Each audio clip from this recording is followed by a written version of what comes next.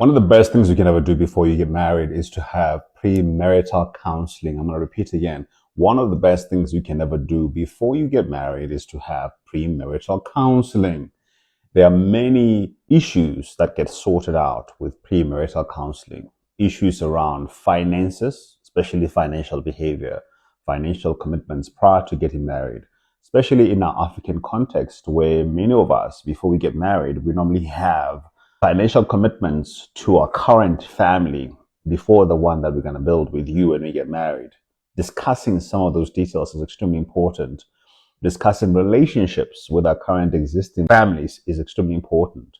One of the saddest things that I see many times is how many people get married into relationships where there are dysfunctional relationships with the partner that they're about to marry, and the partner has not learned how to manage some of those relationships. We also get to talk a little bit about things like childhood wounds, or father wounds, mother wounds.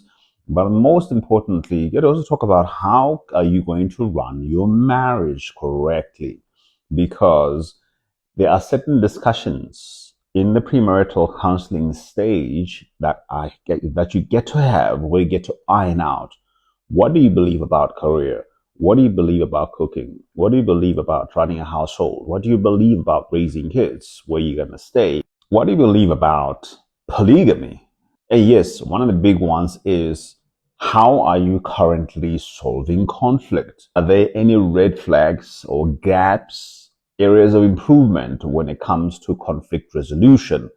If the person is already gaslighting, silent treating, yelling, attacking, manipulating, avoidant, lacking accountability, already they're showing a dismissal or a disdain or even resentment towards you.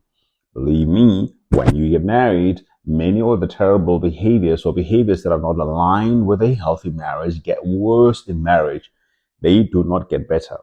Once the ink of that signature dries on a piece of paper and you are now officially married, something happens psychologically.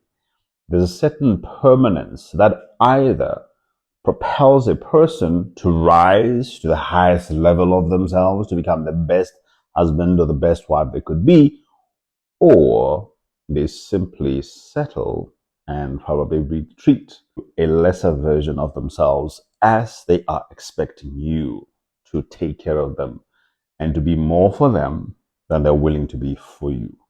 I don't want to scare you, but hey, let me tell you something. Premarital counseling is one of the best things you can do for yourself.